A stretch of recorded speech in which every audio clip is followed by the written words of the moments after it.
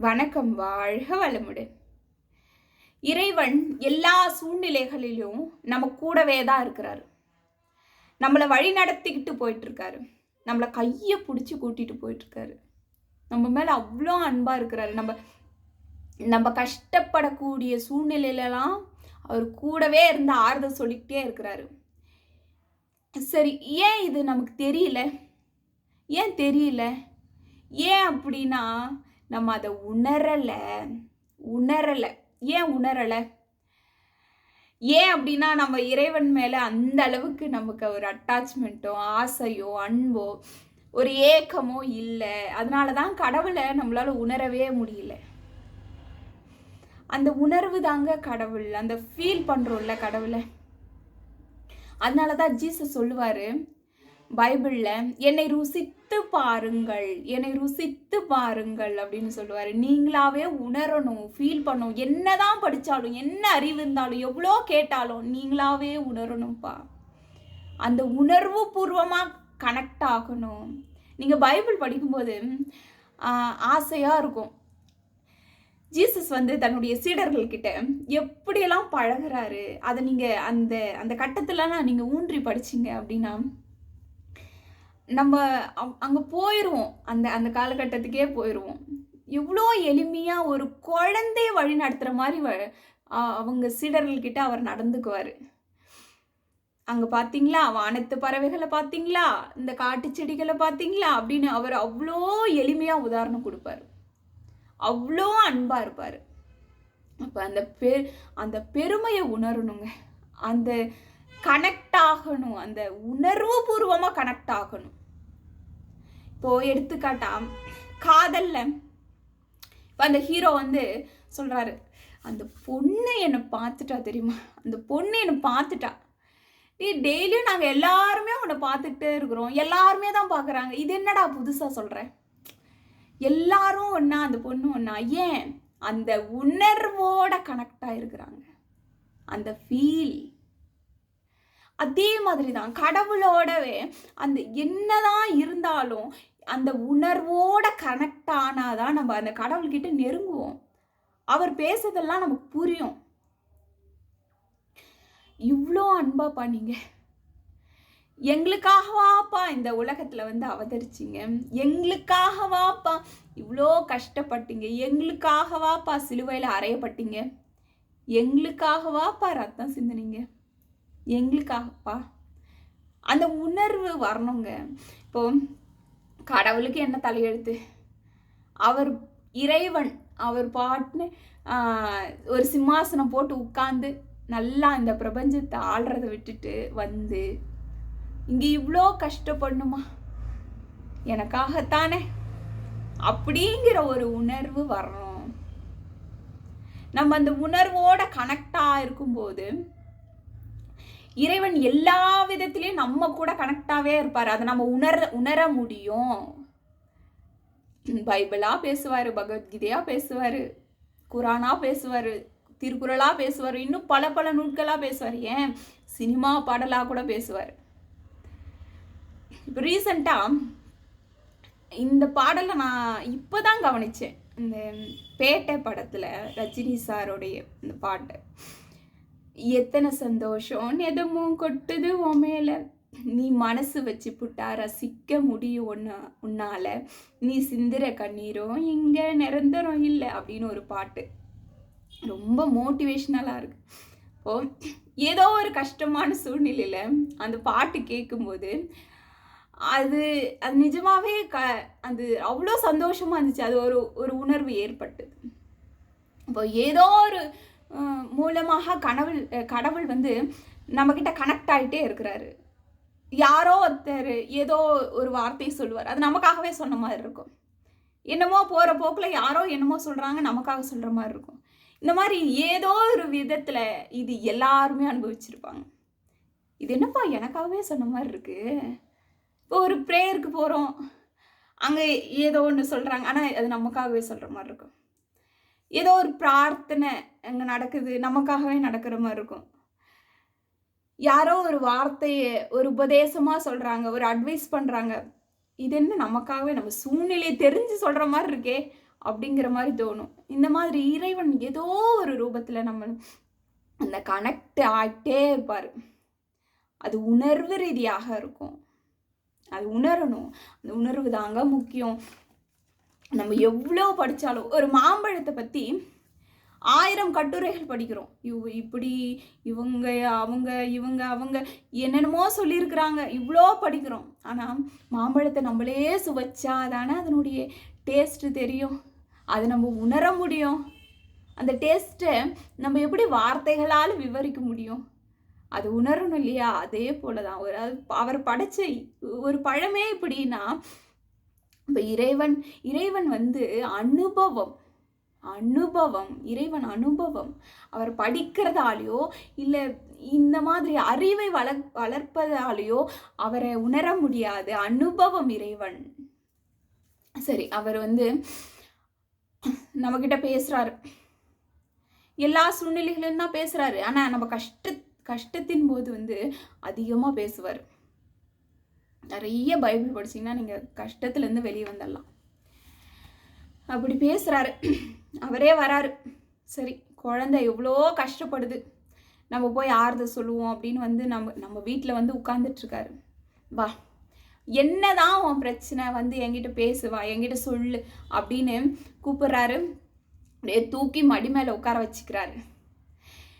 ஜீசஸ்க்கு நம்ம எவ்வளோ வயசானாலும் சரி, நம்ம அவருக்கு குழந்தை தான். நம்ம குழந்தை மாதிரி தான் நடத்துவார். இது நான் உணர்வு பூர்வமாக உணர்ந்தேன். குழந்தையா தூக்கி மடி மேலே உட்கார வச்சுக்கிறாரு. என்னடா, என்னதான் பிரச்சனை, ஏன் இப்படி இருக்கிற, என்ன கஷ்டம் சொல்லு, எப்பவுமே சோகமாக இருக்கிற, என்னமோ விரக்தியாக இருக்கிற, என்னமோ ஒரு மாதிரியாக இருக்கிற, எப்பவுமே கஷ்டத்திலே இருக்கிற, என்னதான் பிரச்சனை பா? இந்த உலகத்தில் ஒருத்தன் கூட நல்லவல்லப்பா. எல்லாரும் மோசமானவங்களா இருக்கிறாங்க. எல்லாருமே தப்பு செய்கிறாங்க. எல்லாரும் தப்பு செஞ்சுட்டே இருக்கிறாங்க. நல்லவனே கிடையாதுப்பா. இந்த உலகத்தில் எப்படிப்பா வாழறது? வெறுப்பாக இருக்குது தெரியுமாப்பா? வெறுப்பாக இருக்குது. எனக்கு வாழவே பிடிக்கல, நல்லாவே இல்லை, ஒருத்தன் கூட நல்லவல்ல. சரி, அப்படியா? நீ எதுவும் தப்பே பண்ணலையாப்பா? அவர் கேட்குறாரு ஜீசஸ், நீ எதுவும் தப்பே பண்ணலையா? தப்பே பண்ணது இல்லையா? உங்கள் கண்ணில் இருக்கும் மரக்கட்டையை பார்க்காமல் உங்கள் சகோதரி அல்லது சகோதரனின் கண்ணில் இருக்கும் துரும்பை கூர்ந்து கவனிப்பதேன் அப்படின்னு கேள்வி கேட்குறாரு. உங்கள் கண்ணில் மரக்கட்டையே வச்சுக்கிட்டு அடுத்தவங்க கண்ணில் இருக்கிற ஒரு தூசியை பார்க்கறது ஏன்பா? யாரு தான் தப்பு பண்ணல? அவர் ஜீசஸுடைய வாழ்க்கை வரலாற்றில் ஒரு தவறான பெண் மேலே எல்லாரும் அந்த கல்லை தூக்கி அடிப்பாங்க. அந்த பெண்ணுக்கு ரத்தம் வரும் அதிகமாக. இப்போ ஜீசஸ் வந்து எழுதுவார் மணல்ல, உங்களில் யாரும் தவறே செய்யாதவர்கள் மட்டும் இந்த பெண்ணை அடிக்கலாம் அப்படின்னு எழுதுவார். அப்படியே கல்லை போட்டு எல்லாரும் போயிடுவாங்க. யாரு தான் தப்பு பண்ணலை? மற்றவங்கள தண்டிக்கிறதுக்கு நாம யாரு? மற்றவங்கள குறை பேசுறதுக்கு நாம யாரு அப்படின்னு ஜீசஸ் சொல்றாரு. ஏன் இவ்வளோ குறை பேசுறீங்க? முதல்ல மற்றவங்களுடைய தவறை பார்க்கறதுக்கு முன்னாடி உங்களை பாருங்க அப்படின்னு சொல்றாரு. ரொம்ப அழகு. இதை நான் ரொம்ப ரசிச்சு பார்த்தேன். பா, எப்படிப்பா சொன்னீங்க நீங்க அப்படின்னு. இப்போ நம்ம எப்பவுமே மற்றவங்க எப்படி, அவங்க நல்லவங்களா, இவங்க நல்லவங்களா, இப்படியே தான் நம்ம போகிறோம். நம்ம எப்படி, நம்ம பக்கம் நம்ம பார்வை திரும்பவே மாட்டேங்குது. அதனால தான் சொல்கிறாரு, நீங்கள் உங்கள் பக்கம் திரும்புங்க. நீங்கள் எப்படி இருக்குங்க பாருங்க. எவ்வளோ கோவம் இருக்கா உங்ககிட்ட பேராசை இருக்கா, உங்ககிட்ட வஞ்சம் இருக்கா, உங்ககிட்ட நல்ல குணங்கள் எப்படி இருக்கு, தீய குணங்கள் எப்படி இருக்கு, இதெல்லாம் உங்ககிட்ட கவனிங்க. அதாவது சொல்லுவாங்க தினமும் சுய ஆராய்ச்சி செய்யுங்கள் அப்படின்னு சொல்லுவாங்க. நம்மளை கேள்வி கேட்கணும், நம்மளை பார்க்கணும். எப்படி இந்த சூழ்நிலையில நம்ம எப்படி நடந்துக்கிட்டோம்? கோவமா நடந்துக்கிட்டோமே, இது சரியா? அந்த கோவம் சரியா? முன்னாடி இருந்த சூழ்நிலையை விட இப்போ இப்போ இந்த சூழ்நிலையில எவ்வளோ கோவப்பட்டோம், குறைச்சிருக்கிறோமா? இன்னும் குறைக்கணும், இன்னும் குறைக்கணும். ஒவ்வொன்றையும் நம்மளை நாமளே இம்ப்ரூவ் பண்ணணும். நம்ம கிட்ட குறைகளை முதல்ல நீக்கணும். நம்மளை சரியானவர்களாக மாற்ற வேண்டும். ஒவ்வொரு நாளுமே இதற்கான பயணம் தான் நம்ம வாழ்க்கையே. அந்த ஹீல் பண்ணிக்கிட்டே இருக்கணும். அந்த ஹீலிங் நடந்துக்கிட்டே இருக்கணும். இது ரொம்ப அவசியங்க. எவ்வளோ எளிமையாக சொல்லிட்டார் மாதிரி. இதுக்குத்தாண்டா நீங்கள் வாழறீங்க. இதுக்குத்தான் இந்த வாழ்க்கையை ஒவ்வொரு நாளும் விடியுதே. ஏன் தெரியுமா? உங்களுடைய குறைகளை நீங்கள் சரி பண்ணிக்கிட்டே வரணும். உங்ககிட்ட என்னெல்லாம் குறை இருக்கு உங்களை பாருங்க. அப்படி நம்ம சரியாயிட்டோம் அப்படின்னா யாருக்கிட்ட இருக்கிற குறையும் நம்ம பார்க்க மாட்டோம். அவங்கள பரிதாபமாக தான் பார்ப்போம். ஐயோ, இந்த ஆத்மா எப்போ கடை தேர்றது, இது எப்போ உருப்படும், இது எப்போ நல்லா இருக்கும், இறைவா இதை பார்த்துக்கோ, இந்த ஆத்மா பார்த்துக்கோ அப்படின்னு பரிதாபம் தான் தோணும். பரிதாபம் தான் வரும். குறையா சொல்ல தோணாது நம்ம சரியாயிட்டோம் அப்படின்னா. சரி வேற என்னதான் பிரச்சனை? இந்த சுற்றி இருக்கிற இந்த உறவுகள்லாம் என்ன தெரியுமா பண்ணுறாங்க? ரொம்ப ஏமாத்துறாங்கப்பா இந்த பங்காளினாவே. என்ன பிரச்சனை தான். ஏமாத்துறாங்கப்பா. ஏமாற்றி எல்லாத்தையும் பிடிங்கிட்டாங்கப்பா. இந்த சொந்தக்காரங்க, இந்த ரொம்ப நம்பின ஃப்ரெண்ட்ஸுன்னு நினச்சவங்க எவ்வளோ பேர் ஏமாற்றிக்கிட்டே இருக்கிறாங்கப்பா. ஏன்ப்பா எனக்கு மட்டும் இப்படி நடக்குது? நான் என்னப்பா தப்பு பண்ணேன்? நான் நல்லவனா தானே இருக்கேன். என்னை ஏன்ப்பா இப்படி ஏமாத்துறாங்க? அவங்கள என்ன பண்ணுறது? கோபமாக வருது. அவங்கள விடவே கூடாதுப்பா. அவங்கள விடவே கூடாது. எப்படி அவங்க அந்த மாதிரி செய்யலாம்? நான் எவ்வளோ கஷ்டப்படுறேன் தெரியுமாப்பா. சரி, ஜீசஸ் சொல்கிறாரு, விட்டுரு அவங்கள. என்னப்பா இவ்வளோ ஈஸியாக சொல்லிட்டீங்க? எவ்வளோ கஷ்டப்பட்டுருக்கேன் தெரியுமாப்பா என் வாழ்க்கையில். இவ்வளோ ஈஸியாக விட்டுடுன்னு சொல்கிறீங்களே. ஒருவர் உங்களுக்கு எதிராக வழக்கு தொடுத்து உங்கள் அங்கேயே எடுத்துக்கொள்ள விரும்பினால் உங்கள் மேலுடையையும் அவர் எடுத்துக்கொள்ள விட்டு விடுங்கள் அப்படின்னு சொல்கிறாரு. விட்டுருங்க. அது எப்படிப்பா விட முடியும்? சரி, இந்த உயிர் போயிடுமே ஒரு நாளைக்கு. இந்த உயிர் இந்த உடலை விட்டு போகுதே, அன்னைக்கு யார் கூடவாவது சண்டை போட்டு நீ எவ்வளோ தூரம் உன்னால் தூக்கின்னு போக முடியும்? எவ்வளோ தூக்கின்னு போக முடியும்? எவ்வளோ எடுத்துகிட்டு போக போகிற? ஒரு ரூபாவாவது உன்னால் எடுத்துகிட்டு போக முடியுமா? முடியாதே. ஆனா உன் நிம்மதி போகுதே. தப்பு தான் அவங்க பண்ணுறது. அதனால நீங்கள் அவங்கக்கிட்ட சண்டை போட்டுக்கிட்டே இருக்கிறதால உங்களுக்கு நிம்மதி வருதா? நிம்மதி இல்லை. நிம்மதி இழந்துட்டு உங்களுக்கு கோடி ரூபாய் சொத்து வந்து கூட அது என்ன பண்ண போகுது? எவ்வளோ கோடி பணம் வந்தாலும் அது என்ன பண்ண போகுது? நிம்மதி தானே முக்கியம். நிம்மதி இல்லாத ஒரு சொத்தோ பணமோ எதுக்கு? நிம்மதியை தேடுங்கப்பா. அந்த நிம்மதிக்காகத்தான் சொல்கிறேன். விட்டுடுங்க. விட்டுட்டா சந்தோஷமா இருப்பீங்க. ஒரு தாய் இந்த உலகமே அந்த குழந்தைய ஒதுக்கி தள்ளினாலும் ஒரு தாய் வளர்த்துருவா. அந்த குழந்தை எப்படியாவது வளர்த்துருவா. எப்படி வளர்ப்பா? தெரியாது. ஆனால் வளர்த்துருவா. இறைவன் அவர் பார்த்துக்க மாட்டாரா? ஏன் மேலே உனக்கு நம்பிக்கை இல்லையா? அப்போ அதெல்லாம் நம்புறியே, என் மேலே நம்பிக்கை இல்லையா? அப்படியா உன்னை விட்டுடுவேன். அது சொல்லுவாங்க, என்னதான் அந்த எண்ணெயை தேய்ச்சிட்டு உருண்டாலும் ஒற்ற மண்ணு தான் ஒட்டும் அப்படின்னு சொல்லுவாங்க இல்லையா? நம்ம எவ்வளோதான் முயற்சி பண்ணாலும் சரி, இந்த உலகமே ஒரு விஷயத்தை எதிர்க்குது. ஆனால் அது உனக்கு சேரணும் அப்படின்னு தான் அது வந்து சேரும்.